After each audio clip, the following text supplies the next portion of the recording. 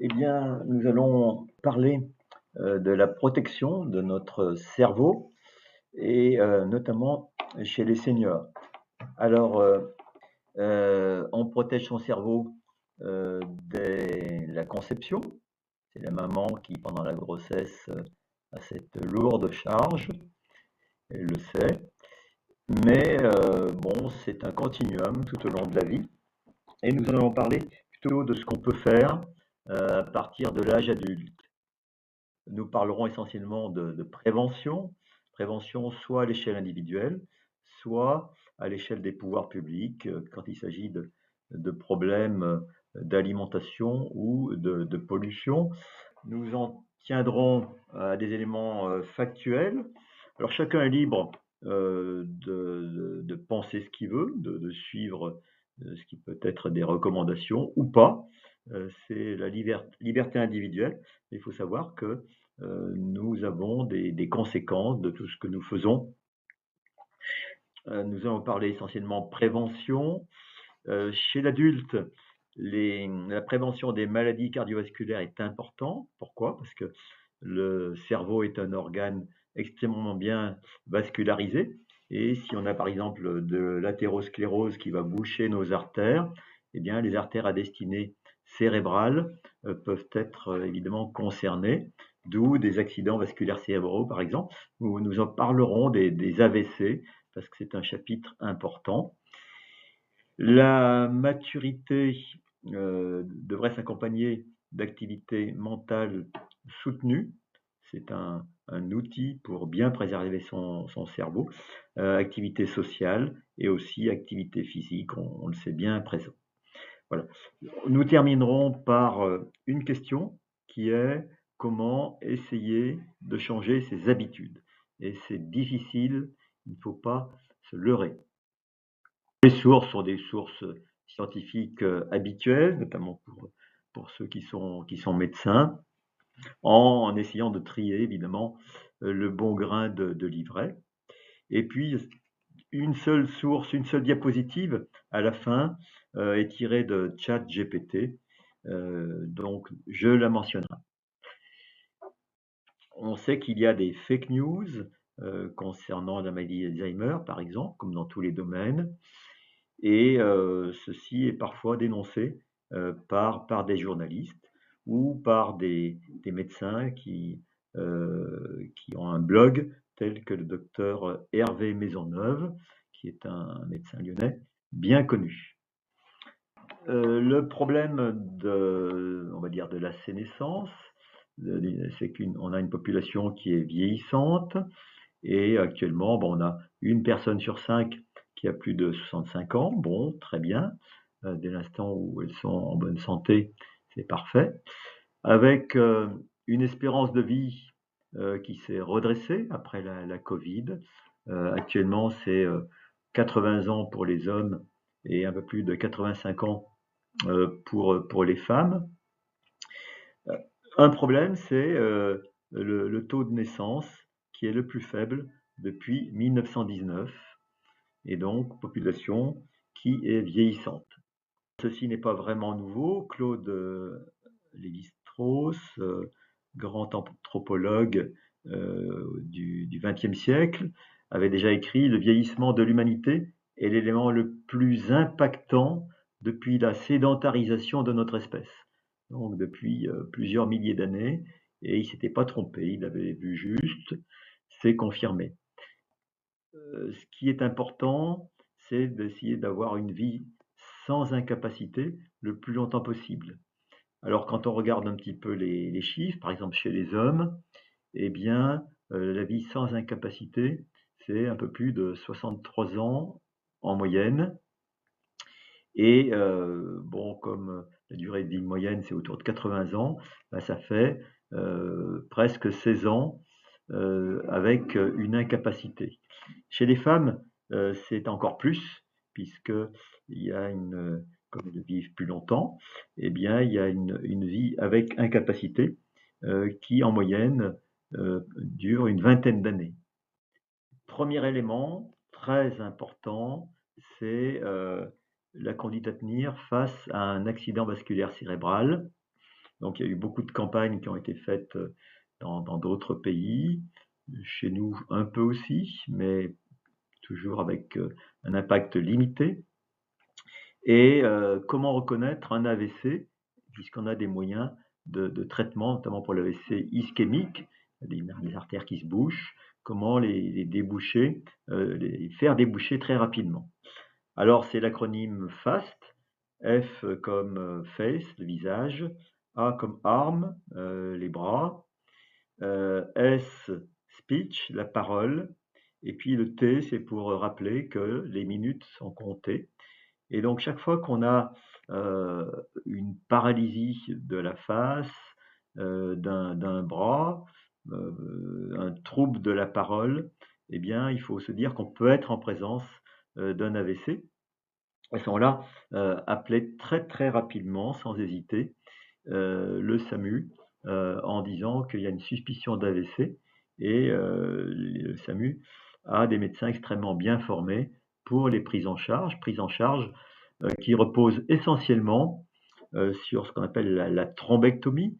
Donc à gauche, ben, vous avez euh, à la base, vous avez une artère cérébrale interrompue par la présence d'un caillot qui s'est formé, et les radiologues interventionnels ou les neurologues vont déboucher ce caillot en extrême urgence et pouvoir réduire ces séquelles, voire les supprimer complètement. Donc c'est extrêmement important puisque il y a des tours de garde à 24 heures sur 24, 7 jours sur 7, qui sont présents dans les grandes villes, et il faut vraiment le dire et le redire. Qu'est-ce que c'est que la démence? Bien, c'est un terme utilisé chez les anglo-saxons pour désigner des défaillances cognitives, ceci sans aucune connotation de violence, comme souvent on pense en France. Quand on dit démence, on voit tout de suite un vieillard agité, agressif. Non, c'est un terme beaucoup plus global dans cette littérature. Alors en France, on dit souvent maladie d'Alzheimer. C'est pas toujours des maladies d'Alzheimer, mais il faut savoir que ces troubles atteignent une personne sur 5 après l'âge de 75 ans. Et dans le monde, eh bien, on a 50 millions de malades, avec un coût important pour les sociétés. Et puis on prévoit, avec le vieillissement des populations, d'avoir 152 millions de ces patients en 2050. Alors, Alzheimer, ce sont des dépôts de protéines, dites protéines tau, qui s'accumulent dans le cerveau. Il y a un défaut de clairance, d'élimination de ces protéines pour différentes raisons. Bon, on voyait que ce qui est prévu, c'est une augmentation de l'incidence de cette maladie, en particulier, bien sûr, dans le sexe féminin, puisque nos compagnes vivent nettement plus longtemps que nous-mêmes. Les démences, il y a plusieurs causes. D'une part, ce qu'on appelle les protéinopathies, donc ce sont des dépôts de protéines, tels que la maladie d'Alzheimer, mais Alzheimer qui est prévalente, hein, 70%, et puis il y a d'autres démences, telles que les démences de corps de Lévy, qui sont effectivement sévères. Et puis, il y a les démences d'origine vasculaire, c'est ce qu'on appelle la maladie des petits vaisseaux cérébraux. Et là, on a vraiment des moyens de prévention qui sont importants, nous en parlerons. Alors, le délai entre le diagnostic de la maladie et l'entrée en EHPAD est en moyenne de 3 années. Et puis, entre le diagnostic et le décès de l'individu, ben, c'est autour de 5 ans. Donc, vous voyez que bon, peut-être qu'on fait les diagnostics un peu tardivement, et on a relativement peu de moyens de prévention. Sur le plan de la charge sociale, c'est extrêmement important. Alors ici, vous avez comparaison d'un certain nombre de pays avec le nombre de travailleurs en soins de longue durée qui peuvent être affectés à ces patients. Alors vous avez des pays très riche comme la Norvège, où vous pouvez avoir 13 travailleurs affectés pour une centaine de patients. Et puis vous avez des pays beaucoup plus pauvres qui ne peuvent pas se permettre d'affecter autant de travailleurs. La France ne figure pas, malheureusement, dans cette statistique. Et il y a eu une mission flash sur les EHPAD, et une des propositions, c'était de mobiliser 1 point de PIB, de produit intérieur brut. Donc, vous voyez, c'est des sommes énormes. Vous savez que, par exemple, le budget des armées, c'est 2 points de PIB. Donc, la proposition serait de mobiliser 1 point de PIB supplémentaire pour le financement des EHPAD, et notamment de flécher ces financements vers la prévention. Prévention, c'est effectivement le maître mot. Continuum protection cérébrale tout au long de la vie. On part à gauche de la période fétale, de la grossesse. Ensuite suivent les années de scolarité. On sait que plus cette scolarité dure, plus on va réduire le risque de démence. Et puis, il y a un certain nombre d'actions qu'on peut suivre, qu'on peut respecter, qu'on peut prendre à bras le corps pour prévenir l'apparition de démence, y compris de démence par maladie des petits vaisseaux. Alors, nous allons rentrer un petit peu dans le vif du sujet. Évidemment, éviter certains produits toxiques. L'alcool a toujours eu mauvaise réputation. Donc, bon, voilà, en prenez l'abstinence complète. Il faut savoir que l'abus, évidemment, est délétère pour notre cerveau, au-delà de l'intoxication aiguë. Mais l'alimentation a un rôle essentiel, et depuis une cinquantaine d'années, eh bien, c'est toujours ce qu'on appelle le régime méditerranéen qui est conseillé dans le monde entier, qui est supérieur à tous les autres régimes auxquels il a pu être comparé, les régimes des Japonais, etc. Le régime méditerranéen, qui a été d'ailleurs lancé par un chercheur lyonnais, le professeur Renaud, eh bien, il protège de beaucoup de maladies, toutes les maladies qui bouchent les vaisseaux, hein, et notamment les vaisseaux à destinée cérébrale. Alors, bon, consommation de céréales, de fruits, légumes, d'huile, de colza, d'olive, etc. De poissons, en évitant trop les poissons de grande taille, prédateurs, qui peuvent contenir trop de métaux lourds.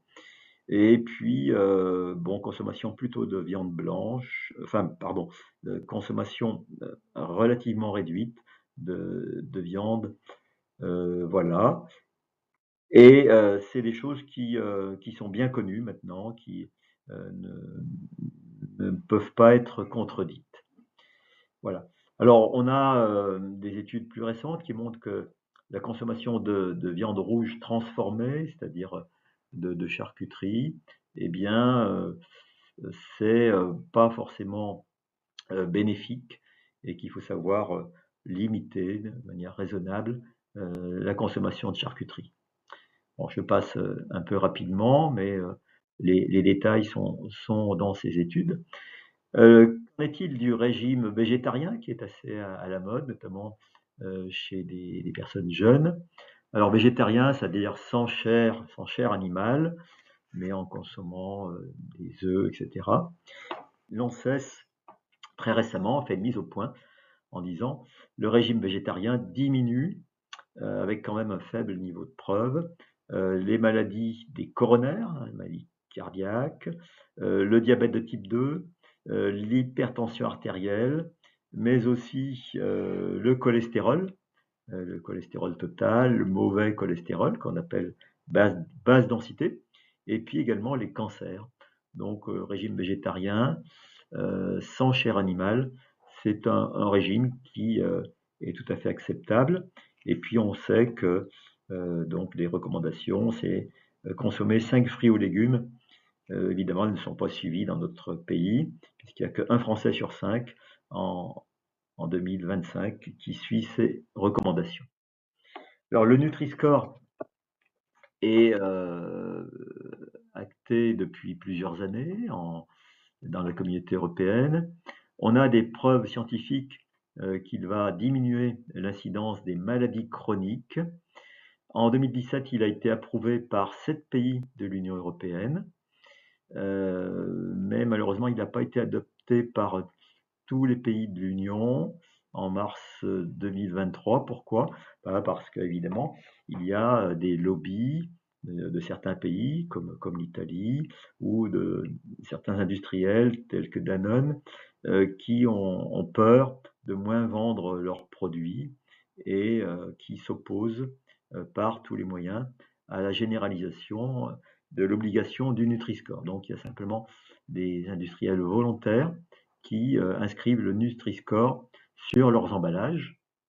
Et puis il y a le nouveau Nutri-Score qui est sorti l'an dernier et qui est un Nutri-Score Plus qui a été amélioré et qui a été adopté l'an dernier par l'Allemagne, la Belgique, les Pays-Bas, la Suisse, et puis la France qui, in extremis, a fini par l'adopter sans pour cela qu'il soit obligatoire. Bon, très très brièvement, que faudrait-il faire pour s'alimenter un peu mieux? Il faudrait augmenter la consommation de fruits et de légumes secs, de fruits à coque, faire plus de cuisine à la maison.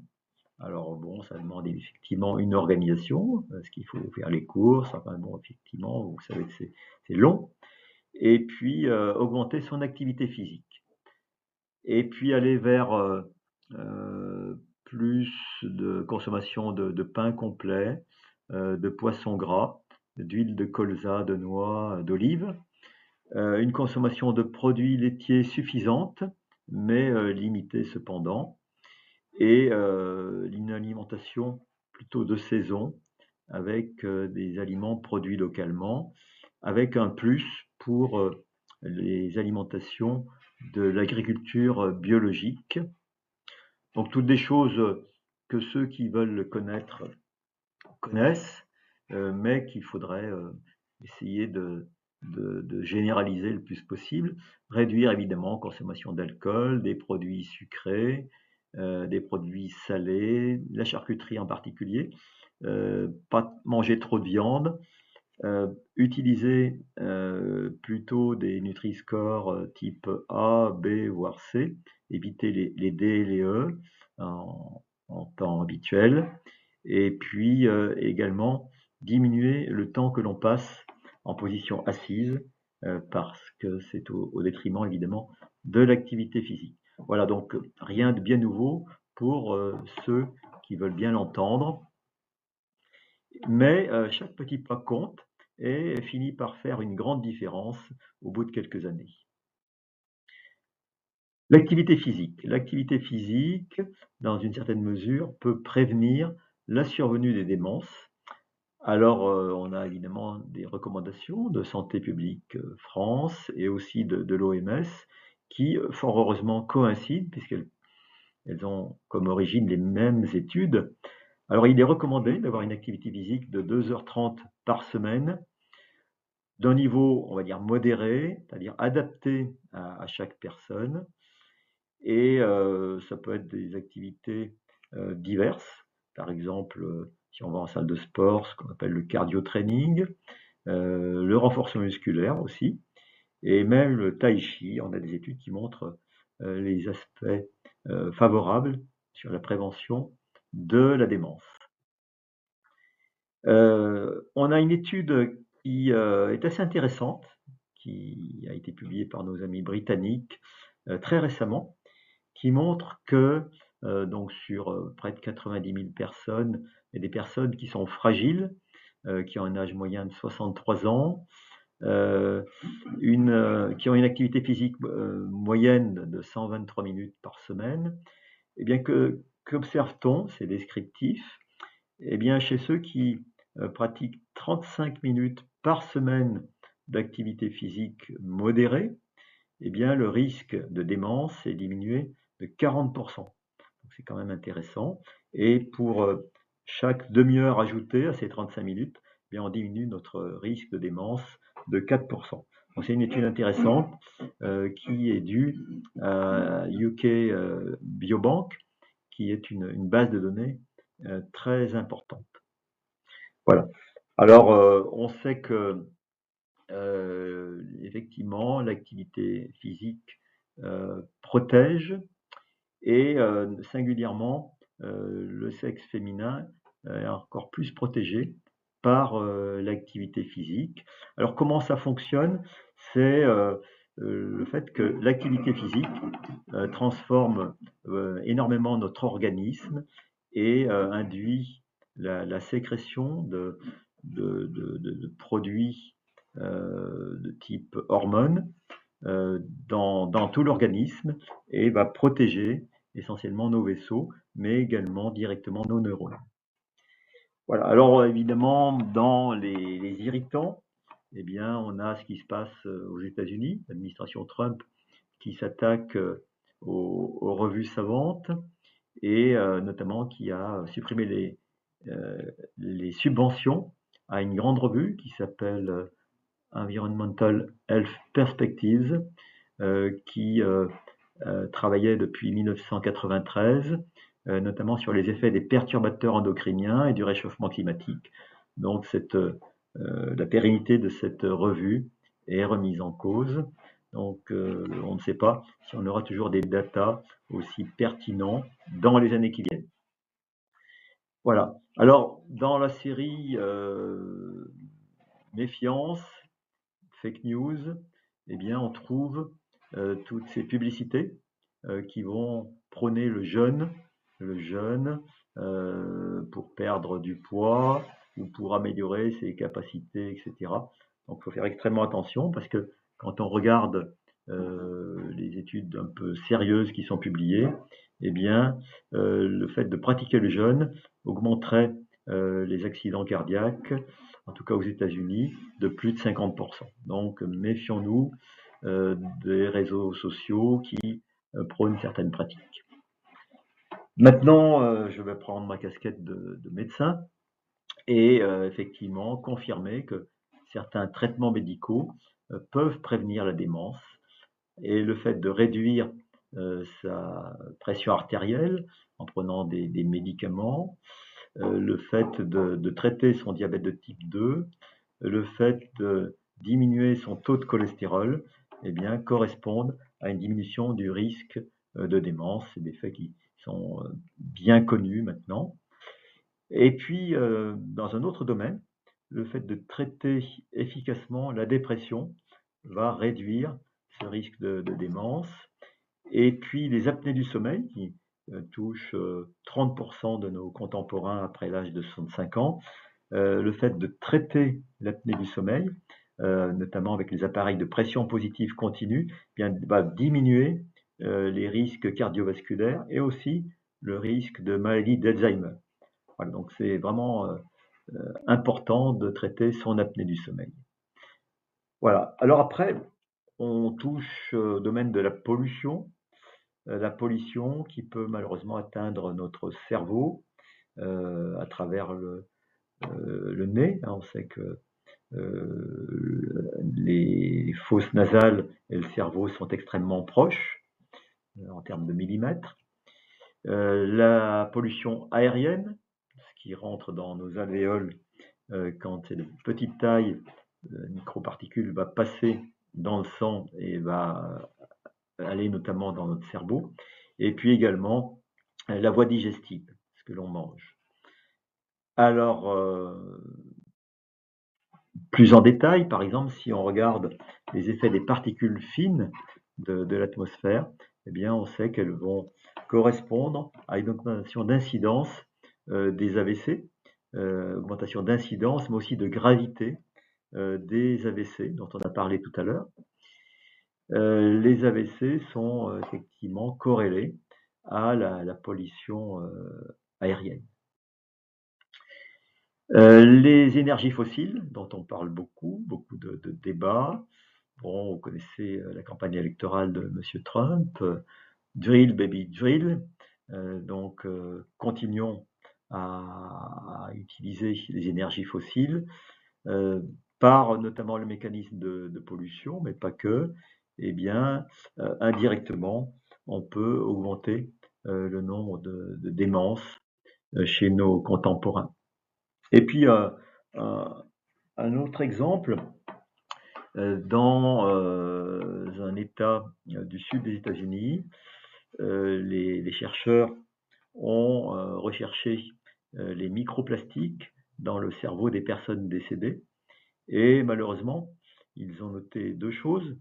Premièrement, que sur les 8 dernières années, il y a une augmentation du taux de ces matières plastiques dans les lobes frontaux, ceux qui servent précisément à la réflexion, mais ceux qui ont des grosses concentrations avaient tous des cas de démence. Alors sans vouloir être alarmiste, on peut quand même se poser des questions. On retrouve dans cette étude la présence donc de matières plastiques. Alors globalement, chez ces individus, on a l'équivalent d'une cuillère à café de microplastiques dans leur cerveau. Alors est-ce que c'est pareil chez nous en France, etc. Officiellement, on ne sait pas, mais on n'a pas tellement de raison d'en douter. Dans les choses extrêmement importantes pour la prévention de la démence, ben, on trouve l'importance du lien social. Le lien social, c'est vraiment un pilier de la santé mentale. Et le lien social, c'est tout ce qui est activité associative, par exemple, tout ce qui est activité intellectuelle, et même la communication avec un ordinateur chez ces personnes. Alors, en fait, un déficit de communication est tout à fait lié à l'évolution future d'une démence, avec notamment en cause l'isolement social. Il faut lutter contre l'isolement social, mais aussi de manière tout à fait concrète contre les troubles visuels, c'est-à-dire si on a une cataracte, eh bien, il faut surtout la faire traiter parce que ça explique à peu près 2% des cas de démence avec une prévention qui est relativement facile, une petite opération. De même, la presbyacousie, on sait que 50% des personnes sont atteintes après l'âge de 70 ans, et ces personnes sont à risque de plaintes mnésiques, de troubles de mémoire. Donc, il faut se faire apparier suffisamment précocement parce qu'autrement, on risque d'avoir une irréversibilité des troubles mnésiques installés. Voilà, donc les activités intellectuelles, cérébrales, les mots croisés, c'est des choses qui font travailler le cerveau, qui sont bonnes. Le fait de jouer aux cartes avec des amis, avec des collègues, ça c'est extrêmement important. Regardez pas trop la bouteille de vin qui est peinte par Cézanne, évidemment. Et puis, qu'en est-il du numérique?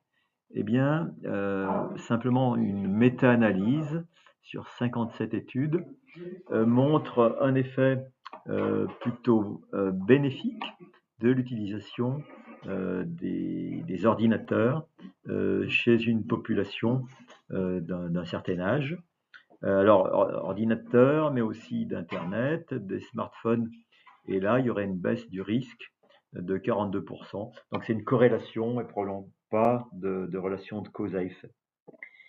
Voilà. Alors, enfin, je vous avais dit que j'avais pris une donnée dans ChatGPT. Voilà, c'est peut-être un peu décevant, mais ChatGPT, dans sa grande sagesse, dit pour changer ses habitudes, que faut-il faire? Il faut d'abord une prise de conscience que d'autres habitudes pourraient être meilleures, et puis ensuite se dessiner des objectifs clairs et un plan d'action avec des dates, etc., hein, comme si on avait un projet professionnel. Et puis on a besoin, parce qu'on est parfois faible, on a besoin de renforcement positif donc de gens qui vous encouragent, donc de soutien social pour améliorer ses habitudes. Donc intérêt de faire ça peut-être à plusieurs, en famille, entre amis. Et puis bien sûr, savoir que tout ça c'est semé d'embûches, c'est pas facile, et qu'il faut s'armer de patience et de persévérance. Une étude australienne est assez intéressante parce qu'elle montre que un programme d'éducation pour ces populations au deuxième âge de la vie, euh, par les moyens numériques, eh bien, permettent de prévenir ce déclin cognitif. Et par exemple, euh, vous avez la population contrôle en rouge, vous avez la population qui a bénéficié de cette éducation en ligne en bleu, et vous avez en ordonnée ici les performances mnésiques, la mémoire des individus.